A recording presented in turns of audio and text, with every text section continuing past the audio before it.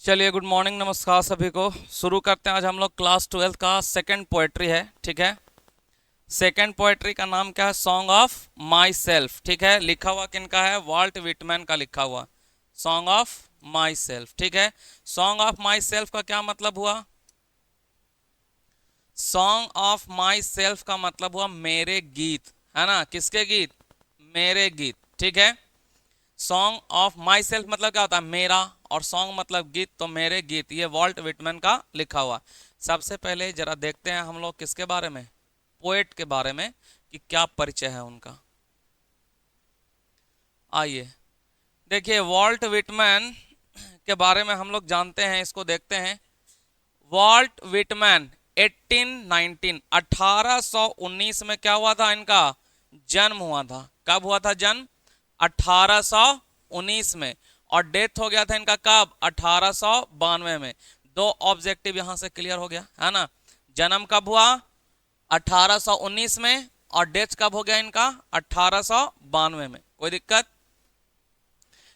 The peoples poet, एक objective और बन गया, ठीक है ना। किस नाम से जाने जाते हैं? पीपल्स पोएट के नाम से। किस नाम से? पीपल्स पोएट, यानी लोगों के कवि, लोक कवि के रूप में ये क्या करते हैं? जाने जाते हैं। Is perhaps the most individualistic literary figure that America has ever produced.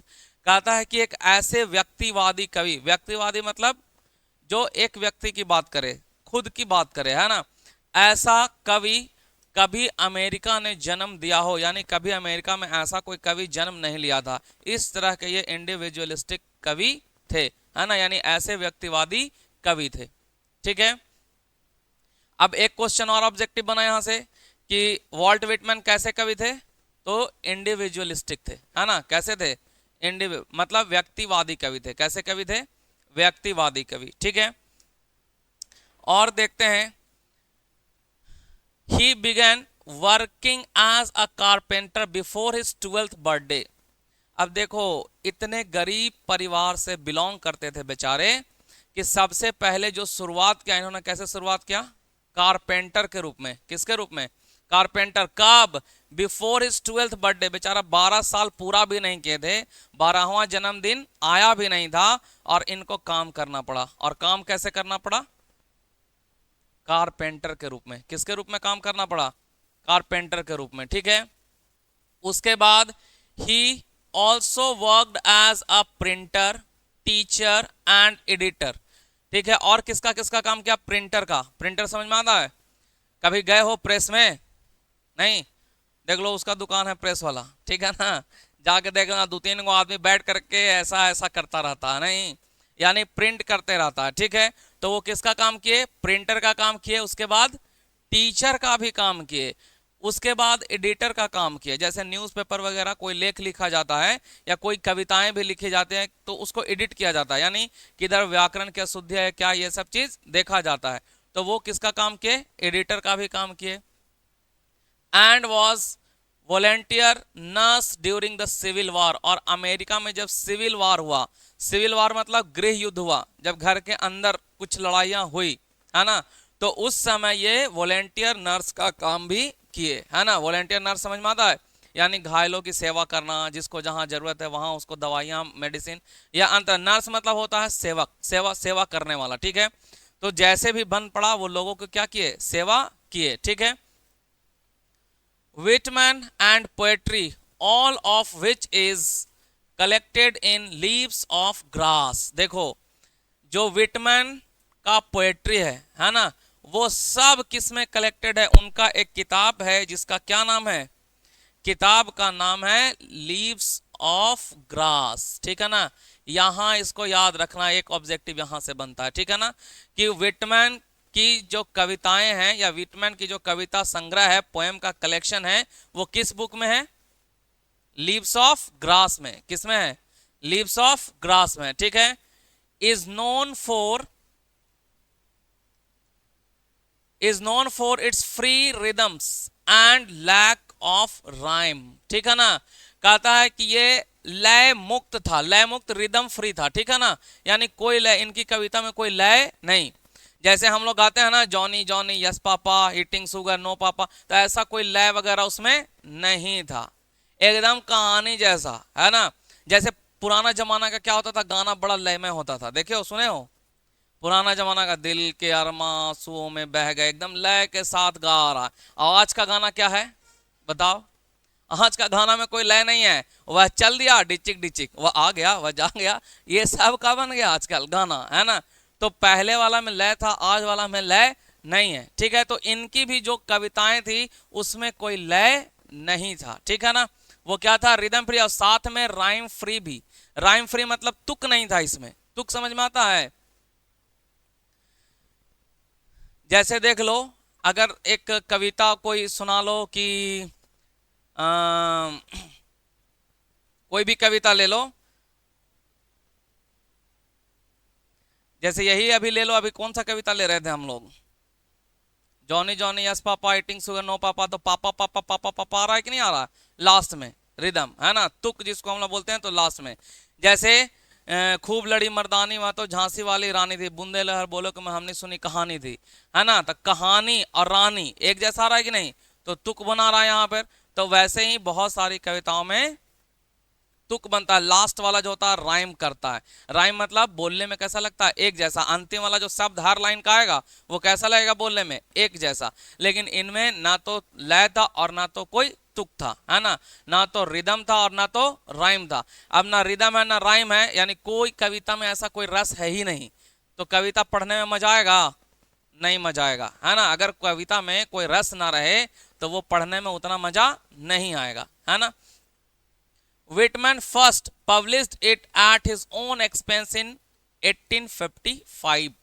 कहता है कि विटमैन जो थे वो पहली बार अपने खर्च पे, है ना, किसके खर्च पे, अपने खर्च पे इसको 1855 में प्रकाशित किया। कब प्रकाशित किया, 1855 में। किसको, लीव्स ऑफ ग्रास को। तो एक क्वेश्चन यहां से और बन करके आ जाता है कि when was Leaves of grass published, कब पब्लिश किया गया था लीव्स ऑफ ग्रास को, 1855, 1855 को इसको क्या किया गया था, पब्लिश किया गया था। कैसे पब्लिश किया गया था, विटमैन ने अपने ओन एक्सपेंस पे, खुद का खर्चा पानी करके उसको क्या किया, पब्लिश किया। However, the free from the poems and the joyful dedication to the importance of the individual were not well received at first। देखो तो शुरू शुरू में क्या हुआ, चूंकि कविता में कोई आनंद वैसा नहीं था, और कविता कैसा था, इंडिविजुअल के लिए था, एक व्यक्ति पर आधारित कविता था, व्यक्तिवादी कविता था। तो शुरू शुरू में, अब सोचो, अब हम अपनी कहानी तुमको सुनाने लगे तो बहुत लोगों को मेरी कहानी सुनने का कोई इंटरेस्ट नहीं है। अगर सबके बारे में बोला जाए तो कोई तो सुनेगा, लेकिन अगर सेल्फ के बारे में कुछ कहा जाए तो बहुत सारे लोगों को सुनना अच्छा नहीं लगता, है ना। तो व्यक्तिवादी कविता होने की वजह से शुरू शुरू में इनकी कविता चली नहीं, यानी कोई खरीदा नहीं, कुछ नहीं, कोई अटेंशन नहीं मिला इनको, है ना।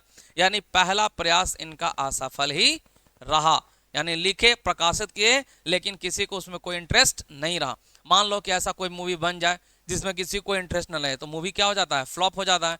तो ये भी जो कविता का प्रकाशन किए, जो बुक का इन्होंने प्रकाशन किया, उसमें लोगों का कोई इंटरेस्ट नहीं रहा, और जब कोई इंटरेस्ट नहीं रहा तो वो क्या हो गया, फ्लॉप कर गया, यानी सब खर्चा पानी क्या हो गया, बेकार। In fact his collection of poems cost Whitman his job, है ना। कहता कि बेचारे इतने खर्चा पानी कर दिए, ऐसा पब्लिश किया पोएम कि उनको अपना जॉब से हाथ धोना पड़ा। यानी जहां पे ये काम कर रहे थे, जहां से इन्होंने इसको पब्लिश किया, वहां पे ये नौकरी कर रहे थे, और जब नहीं चला, फुल फ्लॉप हो गए, तो उनको अपना जॉब से क्या करना पड़ा, हाथ धोना पड़ा। नहीं, अब जो हीरो ना चले उसको क्या करेगा, कोई दूसरी फिल्म में लेगा, तो उसका जॉब वहीं से खत्म, है ना। तो ये बेचारे को भी ऐसा कीमत चुकाना पड़ा कि जब ये सब चीजें नहीं चली, है ना, पोएम उनका नहीं चला, तो उनको अपने जॉब से हाथ धोना पड़ा। As it was taken to be options, है ना, in 1881 after many editions Leaves of Grass finally found a publisher willing to print it. ठीक है, कहता है कि उनको क्या करना पड़ा, जॉब से अपना हाथ धोना पड़ा, ठीक है ना। ऑप्शंस मींस छोड़ देना पड़ा, छीन लिया गया, जो समझ लो, ठीक है। कहता है कि इन 1881 1881 में, कब? 1881 में। अब देख लो, एक ऑब्जेक्टिव यहां से बन जाता है। कौन सा ऑब्जेक्टिव बन जाता है कि when was Leaves of Grass republished, republish कब किया गया? 1881 में। शुरू पब्लिश कब किया गया था? हाँ, 1855 में। और दोबारा, हाँ, तो पहली बार में खुद से पब्लिश किए थे, पहली बार में खुद से पब्लिश किए, और दूसरी बार में एक इनको मिल गया, कौन? पब्लिशर, ठीक है ना। बहुत सारा एडिशन हुआ, बहुत सारा सुधार हुआ उसमें, है ना। क्योंकि जो कविता था वो कैसा था? इंडिविजुअल कविता था, तो उससे बहुत सारा सुधार किया गया, एडिशन उसका किया गया, एडिट किया गया बार बार उसको। और अब लगा कि हाँ, अब ये पब्लिक में जाने के लिए तैयार है, अब इसको पब्लिक क्या करेगी? एक्सेप्ट कर लेगी, तब जाके जो है इसको पब्लिश किया गया, है ना। Willing to print it uncensored, ठीक है ना। अनसेंसर्ड समझ में आता है? सेंसर्ड और अनसेंसर्ड। देखो, कोई मूवी जब बनता है ना, तो सेंसर बोर्ड होता है, ठीक है। यानी ऐसा चीज जो मूवी में, जो पब्लिक में नहीं लाया जा सकता, ठीक है। जैसे अभी क्या आप सुने होंगे, कश्मीर फाइल्स आया था मूवी, है ना। तो कश्मीर फाइल्स को हर जगह से उसको काटा काटा गया, है ना। यानी ये पब्लिक में नहीं जा सकता है, ऐसा हिंसा है इसमें, तो ये है, फलाना है। उसको कुछ सीन को क्या किया गया? काट दिया गया, तो उसको बोले सेंसर कर दिया गया, उसको काट दिया गया।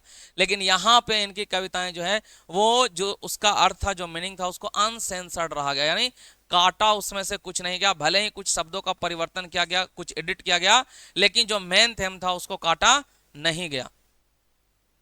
Translation of his collection were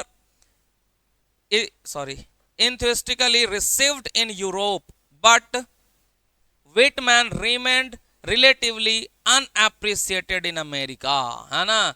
अब बेचारे अमेरिका के रहने वाले थे, लेकिन अमेरिका में इनको उतना वैल्यू नहीं मिला, यानी अमेरिका में इनकी प्रशंसा नहीं हुई। इनका जो पोएम था, इनका जो किताब था, उसकी कोई प्रशंसा नहीं हुई।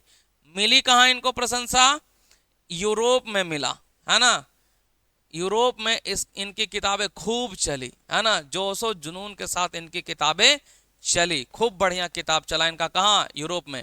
तो यहां से भी ऑब्जेक्टिव बनता है कि इनका जो बुक था वो कहाँ चला? ज्यादा यूरोप में चला। अमेरिका में चल पाया क्या? नहीं चल पाया, है ना।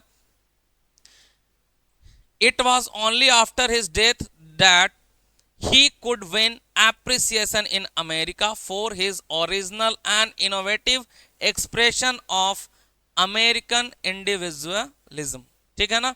अब देखो, कहता है कि तब संभव हो पाया जब बेचारे क्या हो गए? मर गए। जब ये मर गए, तब इनकी जो इंडिविजुअलिज्म थी, है ना, अमेरिकन इंडिविजुअलिज्म जो थी, यानी अमेरिका के प्रति जो व्यक्तिवाद का सोच था इनका, इसको एप्रिसिएशन मिला। एप्रिसिएशन मतलब प्रशंसा, है ना। लोग इनकी प्रशंसा शुरू कब किए? जब बेचारे मर गए, तब। यानी वही बात हो गई, घर की मुर्गी दाल बराबर। घर कितनों कोई बढ़िया है तो कोई सुनवाई नहीं है। अब बाहरे दूर के ढोल सुहावन नहीं, बाहर वाला कोई कुछ कह रहा है तो ठीक है, घरे पापा मम्मी कहते कहेंगे ऐसा करो दो, तो बकते रहा ऐसे नहीं। लेकिन अगर बाहर वाला कोई कुछ कह रहा है तो हाँ, वो चीज समझ में आता है। समझ में आ रही है बात? जैसे कोई टीचर है जी, कितना बढ़िया टीचर है, उसके पास खूब आ रहा बच्चा पढ़ने के लिए, लेकिन घर वाला बच्चा उससे नहीं पढ़ता, नहीं। और बाहर वाला क्या करता है? उससे पढ़ता है, लेकिन घर वाला उससे नहीं पढ़ता। समझ में आ रही है बात? तो ये भी अमेरिका में बेचारों को एप्रिसिएशन नहीं मिला, है ना। और अमेरिका के बाहर इनको एप्रिसिएशन मिला, यूरोप में इनको मिला, ठीक है। और मरने के बाद, अब मर ही गए तो अमेरिका में इज्जत मिले चाहे प्रतिष्ठा मिले, बेचारे देखने के लिए थोड़ी ना आ रहे हैं, है ना। अब मरने के बाद कितना बड़ा स्मारक बना दो, जिंदा में बेचारा क्या छछन के मर गया, और मरने के बाद सोना का मूर्ति चौराहा पर लगा दो, उससे क्या मतलब है, लेना देना है कि नहीं। His important work include Leaves of Grass and Drum Taps, ठीक है ना, 1866। देखो, दो ठो इंपॉर्टेंट वर्क है इनका, एक तो बता दिए लीव्स ऑफ ग्रास, शुरू से जिसकी चर्चा कर रहे हैं, और दूसरा कौन है? ड्रम टैप्स, जो कि 1866 में पब्लिश हुआ था, ठीक है ना, ड्रम टैप्स, ठीक है। तो दो जो इनका बुक है उसको याद रखना है, लीव्स ऑफ ग्रास और ड्रम टैप्स, ठीक है ना, ये याद रखना है, तो यहां से ऑब्जेक्टिव बन जाएगा, ठीक है। अब देख लो, इसमें से तुम लोग का कम से कम भी तो 10-11 ऑब्जेक्टिव क्या हो गया, बन गया। पहला तो objective, who is the poem of song of myself, Walt Whitman, ठीक है। When was Walt Whitman born, 1819, 1819। When did he die, कब, 1892। अच्छा, Walt Whitman was known as people's poet, कैसे हो गया, 1 2 3 4 5, ठीक है ना, यहीं से। उसके बाद which type of poet was Walt Whitman, individualistic, हो गया ये हो गया ऑब्जेक्टिव। उसके बाद बताओ कब काम करना शुरू कर दिए थे बेचारे, 12वां बर्थडे के पहले, यानी बच्चा थे तब। जैसे पूछ दे कि when did Walt Whitman started working as a carpenter, तो कब स्टार्ट किए थे, बिफोर हिज 12th बर्थडे। अब ऑप्शन है चार्ट हो दे दिया, before 12th birthday, before 11th birthday, before 10th birthday, before 9th birthday, कब, तो बिफोर 12 बर्थडे। अब देखो पहली तरह स्टैटिक उठा के नहीं पूछ रहा है ऑब्जेक्टिव, ये भी ध्यान में रखना। मान लो जन्म मृत्यु नहीं है पूछेगा, लेकिन बीच से उठा के कुछ ना कुछ क्या करेगा, पूछेगा, तो इस बात को हमेशा ध्यान में रखिएगा, ठीक है। और देखो यहां और बन रहा है कि सिविल वॉर के ड्यूरिंग क्या किए वो बताओ। सिविल वॉर जब अमेरिका में था तो वॉलेंटियर नर्स का काम किया इन्होंने, है ना। उनका जो प्रमुख किताब है उसका नाम क्या है, जो कविताओं का संग्रह उनका, लिव्स ऑफ ग्रास है, जो कब पब्लिश हुआ, 1855 में पब्लिश हुआ, ठीक है। उसके बाद जो है ना, इनको सबसे ज्यादा कहां मिला, इज्जत प्रतिष्ठा कहां मिला, यूरोप में मिला, है ना। तो एक ऑब्जेक्टिव यहां से बन गया कि यूरोप में इनको ज्यादा रिसीव किया, इनका लोग किताब को ज्यादा पसंद किया, ठीक है।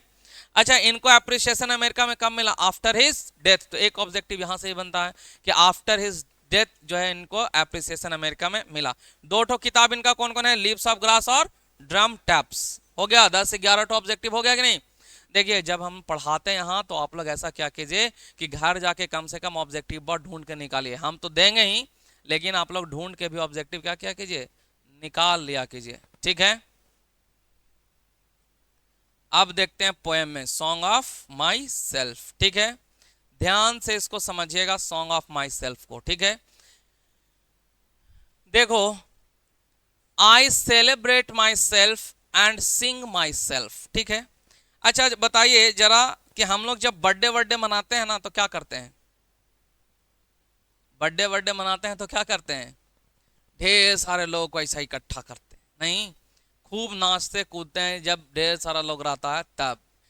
अब बच्चा धीरे धीरे बड़ा हो गया, नहीं, तो आजकल डेस्टिनेशन बर्थडे मनता है, नहीं, दोस्त लोग के साथ लेके गया, बीचे गली में कहीं पे बाइक वाइक लगाया, पहाड़ वहाड़ साइड में 2-4 को केक रखा, कहीं से को तलवार जुगाड़ किया, केक कट किया, नहीं।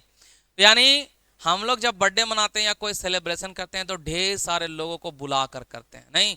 लेकिन कवि का क्या है मानना कि आई सेलिब्रेट माई सेल्फ, खुदे उत्सव मना लेते हैं, है ना। यानी 10 आदमी की जरूरत नहीं है, खुद से क्या हो लेते हैं, खुश हो लेते हैं, अपने से खुश हो लेते हैं, किसी दूसरे की जरूरत नहीं है। एंड सिंग माई सेल्फ, और खुद के लिए गा लेते हैं, खुद ही गा लेते हैं, है ना, किसी दूसरे की जरूरत नहीं है। And what I assume you shall assume, assume मतलब होता है सोचना, क्या करना, सोचना, ठीक है ना। अज्यूम मतलब सोचना, या ऐसा मतलब कह लो कि विचार करना, ठीक है ना, सोचना या विचार करना। कहते हैं कि जैसा मैं सोचता हूं तुम भी वैसा सोचोगे, यानी जैसा मैं सोचता हूं मेरे विचार जैसे हैं वैसे तुम्हारे भी विचार हैं। अब देखो होता है कि नहीं, कभी जब अंदर से खुशी लगता है तो आदमी अपने आप खुश हो जाता है एकदम पूरा, नहीं, अपने में कुछ मांगल मुराद अगर मिल जाए, मान लो कि कुछ चीज के लिए हो रहा है और वो चीज तुमको मिल जाए, जैसे घरे से आज सोचा कि आज पापा से 500 रुपया मांगेंगे, नहीं, और खुदा ना खास तो तुमको बिना मांग ले पापा से बोल रहे हैं कि ले बेटा 500 रुपया क्या कर ले, रख ले। अब क्या मन में होता है, प्रसन्नता होती है कि नहीं होती है। तो वहां पे हम लोग जाहिर तो नहीं करते, लेकिन अंदर अंदर प्रसन्न होते हैं। और जब कोचिंग भी जा रहा था आराम से गीत उत गाते जा रहा, 500 मिला चलते जा रहा है, नहीं होता नहीं होता है, बताओ, होता है ना। तो यहाँ पे पोएट भी वही करते हैं कि खुद से गाते हैं, खुद से उत्सव मनाते हैं और खुद के लिए गाते हैं, और जैसा मैं सोचता हूं वैसा तुम लोग भी सोचते होगे। देख लो है ना कैसे नाच रहे हैं अपने से। For every atom belonging to me as good belong to you, ठीक है ना। और क्या कहते हैं कि फॉर एवरी एटम, एटम मतलब कण, अब बिलोंग मतलब बताओ, संबंधित होना, है ना। कहते हैं कि मेरा एक एक कण जो है मेरा सीक वैसा ही है जैसा कि तुम्हारा, यानी जैसे तुम हो वैसे मैं भी हूं, यानी मैं किसी से अलग नहीं हूं, है ना। खुद से गा रहा हूं, खुद से नाच रहा हूं, इसका मतलब ये नहीं है कि मैं किसी से क्या हूं, अलग हूं, यानी जैसे तुम लोग हो वैसे ही क्या हूं, मैं भी हूं। I loaf and invite my soul, है ना। सॉल मतलब आत्मा, लोफ मतलब, लोफ मतलब होता है भटकना, है ना। इसी से बना है क्या, लोफर, नाम सुने हो लोफर का, तो इसी से बना है, जो इधर उधर क्या करता है, भटकते रहता है, आवारा की तरह चलते रहता है। तो यहाँ पे बात आवारा की नहीं है, बात है कि ये भटकते हैं, है ना। और भटकते हैं तो किसको आमंत्रित करते हैं, अपनी आत्मा को, यानी ऐसा नहीं कि क्लास में तो बैठे हैं यहाँ लेकिन आत्मा कहीं और है, नहीं, यहाँ बैठे हैं और सोच कहीं और रहे हैं। समझ में आ रही बात। तो ये कहते हैं कि जब मैं घूमता हूं, जब मैं भटकता हूं, तो किसके साथ, अपनी आत्मा को इनवाइट करता हूं कि तुम मेरे ही साथ रहो, यानी हम यहाँ हैं तो तुम यहीं रहो, कहीं और मत जाओ। नहीं, पता चल रहा है कि हम लोग तो बैठे हैं क्लास में और सोच रहे हैं घरे काका बन रहा होगा, आज जाके ये खाना, जाके वो खाना है, नहीं। तो ये चीजें हैं, तो ये कहते हैं कि मैं खुद भटकता हूं और अपनी आत्मा को बुलाता हूं, है ना। उसके बाद I lean and loaf at my ease, कहते हैं कि मैं आराम करता हूं, लीन मतलब आराम करना, पढ़ना, ठीक है ना, लीन मतलब आराम, ठीक है। और लोफ एट माई ईज, ठीक है। और मैं अपनी सुविधा, ईज मतलब सुविधा, जो हमको आसान लगे, है ना, ईज मतलब जो हमको आसान लगे, मेरी जब सुविधा हो। ऐसा नहीं है कि कभी भी कोई कह दिया और हम घूमने चले गए, नहीं, हम देख लेते हैं कि मेरा कंफर्ट है इसमें कि नहीं, हम कंफर्टेबल हैं कि नहीं, तब जाके क्या करते हैं, घूमते हैं। तो ईज मतलब क्या हो गया, सुविधा, है ना। अपनी सुविधा के अनुसार क्या करते हैं, घूमते हैं, अपनी सुविधा के अनुसार। अब कोई दोस्त आया और अभी मेरा तबीयत खराब है, हम कोई काम कर रहे हैं और हम बोला कि चलो चलो चलो जरा घूम के आते हैं बाजार, मन ना है लेकिन तैयो जबरदस्ती क्या हो गए, निकल गए, तो ये हमारा कंफर्ट नहीं हुआ, फिर गरियाते जा रहे, दूध कहाला कौन समय में आ गया बिना मतलब के, है ना। एकदम होता है कि नहीं, कभी कभी ऐसा होता है ना, मनवा ना रहे और कोई फोन लगातार कर रहा है कि चल में करो, तो अंदर से एकदम किचकिचा जाता है मीना। लेकिन कभी क्या कहते हैं कि मैं घूमता हूं, तो कैसे घूमता हूं, अपने कंफर्ट पे घूमता हूं। अलग वॉन्डर हो सकता है ना, WANDER, वॉन्डर मतलब इधर उधर घूमना, भटकना, ठीक है।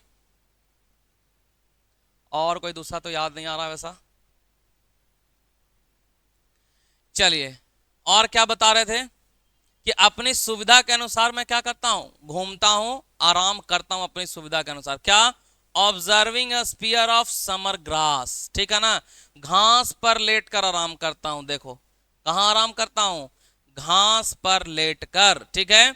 और स्पीयर ऑफ समर ग्रास, देखो स्पीयर मतलब होता है नोक, क्या होता है स्पीयर मतलब, नोक, ठीक है, नुक। गर्मी के दिन में देखोगे तो घास क्या हो जाता है, सूख जाता है, सूखता है घास, और घास जब सूख जाता है तब क्या होता है बताओ, नुकीला नुकीला कुछ आता है उसमें, ठीक है। तो ये भी कहते हैं कि जब गर्मी के दिन में सोता हूं तो उस दर्द को, जो घास पर सोने के बाद जो नुकीला चीज चुभता है ना, उस दर्द को मैं क्या करता हूं, महसूस करता हूं उसको, ठीक है। ऐसे कोई भयानक दर्द नहीं होता, लेकिन वो धीरे धीरे जब चुभता है इधर उधर तो थोड़ा अच्छा लगता है, तो उसको क्या करते हैं, ये महसूस करते हैं, ठीक है। आगे देखिए, my tongue every atom of my blood formed from this soil this air. अब देखो चूंकि वो अमेरिका के रहने वाले थे, कहाँ के रहने वाले थे, अमेरिका के रहने वाले थे, है ना। तो वो बताते हैं कि मेरा टंग, मेरी जो जीवा है ना, मेरा जो जीभ है, every atom of my blood, मेरे खून का एक एक कण, है ना, मेरे खून का एक एक कण, है ना, ये सब क्या है बताइए, form from this soil this air, यानी जो भी बना है वो अमेरिका के मिट्टी से बना है और अमेरिका के हवा से बना है। किससे बना है, अमेरिका की मिट्टी या अमेरिका की हवा से बना है। अब चूंकि वो अमेरिका के थे इसलिए अपनी मातृभूमि के लिए बता रहे हैं कि मेरा एक एक शरीर का जो भी कण है वो किससे बना हुआ है, अमेरिकन मिट्टी से बना हुआ है, अपनी मातृभूमि की मिट्टी से क्या हुआ है, बना हुआ है। ठीक है, बोर्न हेयर ऑफ पेरेंट्स, कहता है कि मैं भी यहां जन्म लिया हूं पेरेंट्स के जरिए, कि अपने से कोई टपका दिया ऐसे, माता पिता के थ्रू क्या हुआ, उनका जन्म हुआ। Born here from parents the same, है ना, and their parents the same. और क्या कहते हैं कि मेरा तो जन्म अपने माता पिता से हुआ, उनका भी जन्म उनके माता पिता से हुआ, और उनके माता पिता भी उसी तरीके से उनको जन्म दिया, यानी सबके माता पिता एक जैसे हैं, है ना। ऐसा नहीं है कि मेरे माता पिता ने मुझको जन्म दिया तो किसी को वाईफाई से डाउनलोड कर दिया, ऐसा हो सकता है क्या? यानी सबके माता पिता ने उनको क्या किया, जन्म दिया। जैसे वो अपने बारे में बता रहे हैं कि मेरा जन्म मेरे माता पिता से हुआ, मेरे माता पिता का जन्म उनके माता पिता से हुआ, और उनका जन्म उनके माता पिता से हुआ, है ना। इसी तरीके से हम लोग जो सब हैं उनका जन्म किससे हुआ है, माता पिता से हुआ है, और सब एक जैसे प्रोसेस से जन्म लिए हैं, कोई अलग कोई प्रोसेस से जन्म नहीं लिया। यानी कहने चाह रहे हैं वो कि हम लोग सब क्या हैं, एक हैं, हम लोग सब क्या हैं, एक हैं। हमारा खून तुम्हारा खून एक है, हमारा जन्म तुम्हारा जन्म सब कैसे हुआ, एक जैसा हुआ। इसलिए जो मैं सोचता हूं, जो मेरा विचार है वो तुम्हारा विचार भी होना चाहिए। ठीक है, आगे कहते हैं I now 37 years old in perfect health begin, कहते हैं कि अभी मैं 37 साल का हूं। कितने साल का हूं, 37 साल का, लेकिन अभी तक मेरा जो स्वास्थ्य है एकदम परफेक्ट है, कोई गड़बड़ी इसमें नहीं हुआ है। क्यों नहीं हुआ बताओ? क्योंकि पोएट जो है किसी दूसरे का टेंशन लेते ही नहीं है, उस सेल्फ में रहते हैं, है ना, खुद में बिलीव करते हैं, खुद सेलिब्रेट करते हैं। अब मान लो कि हमको 10 को एकत्रित करना होगा कोई पार्टी करने के लिए, तो उसे पैसा भी खर्च करना पड़ेगा, तो उसके लिए हम टेंशन में रहेंगे 2 दिन पहले से कि कैसे क्या होगा। वो भी हो गया, 2 दिन बाद तक कहेंगे कि इतना पैसा खर्चा हो गया, नहीं। लेकिन ये क्या करते हैं, खुद में विश्वास रखते हैं, इसलिए ये बेचारे 37 साल के हो गए हैं, लेकिन अभी तक उनका स्वास्थ्य पे कोई असर नहीं पड़ा। आगे देखिए और क्या कहते हैं,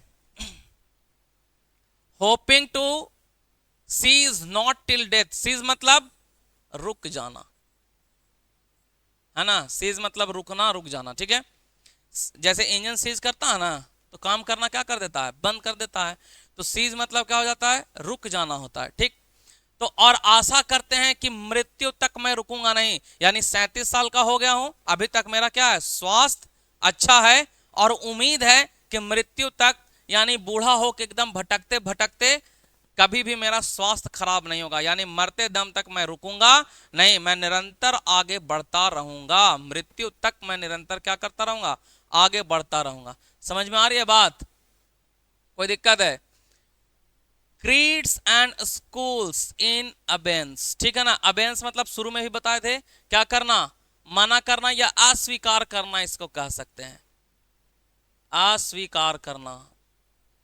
ठीक है ना, तो क्या बताते हैं, क्रीड्स, क्रीड्स मतलब जो होता है धार्मिक मान्यताएं, है ना, क्रीड्स मतलब धार्मिक मान्यताएं। ठीक है, और स्कूल्स मतलब विचार, एक तरह का जो विचारधारा होता है वो। ठीक है, समझ में आ रही है बात?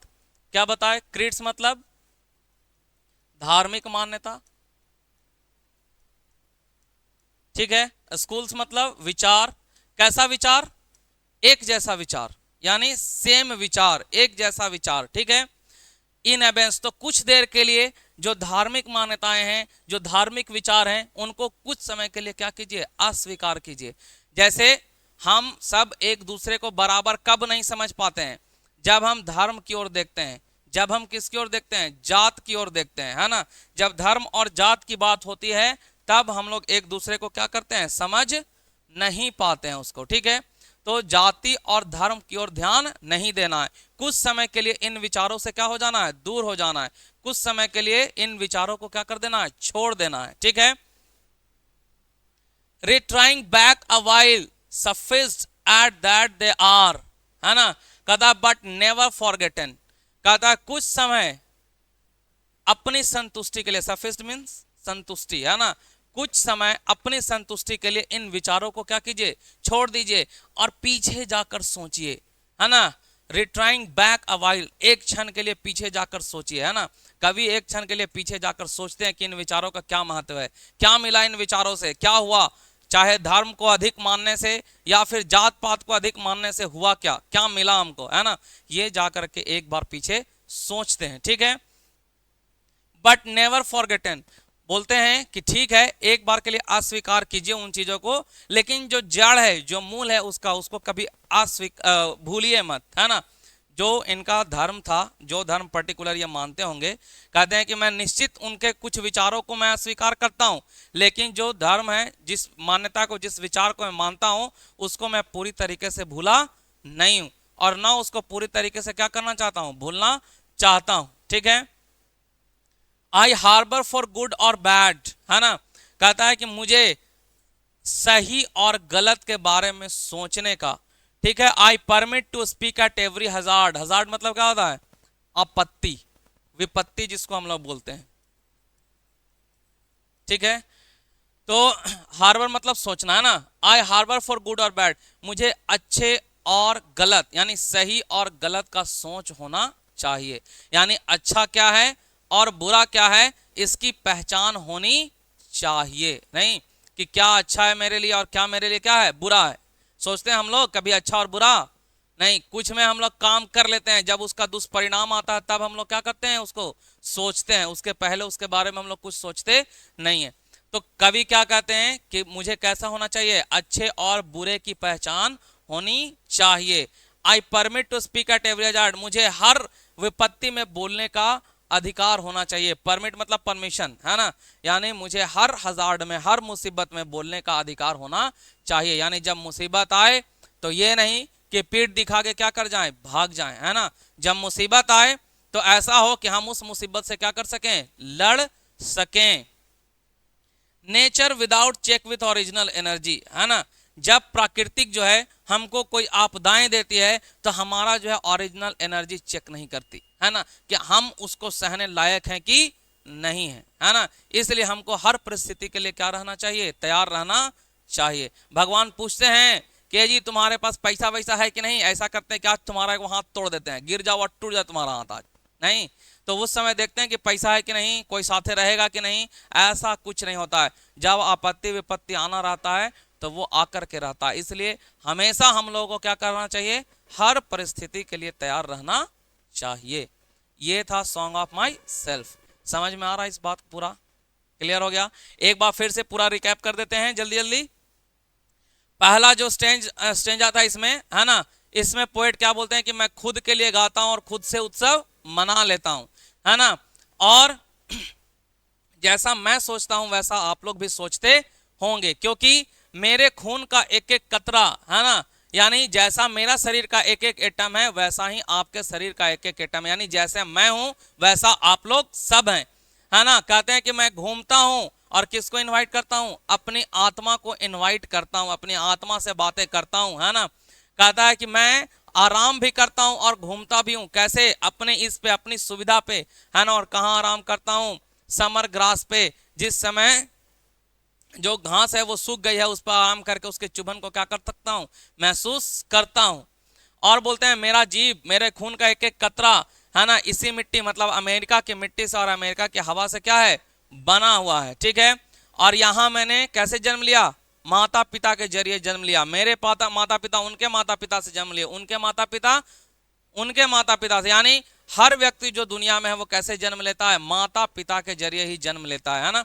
तो इसलिए हम लोग सब क्या हैं, एक जैसे हैं, ठीक है, हम लोग क्या हैं, सब एक जैसे हैं, चाहे कोई भी किसी भी धर्म संप्रदाय को मानता हो, जातवाद को मानता हो, है ना, सब कैसा है जी, एक जैसा है। कोई डिफरेंस बताओ, डिफरेंस होता अगर तो हिंदू मुस्लिम सिख ईसाई है कि नहीं है, है ना, 4 5 6 धर्म है अपने पास, तो सबका गॉड स्पेशल स्पेशल सोचता।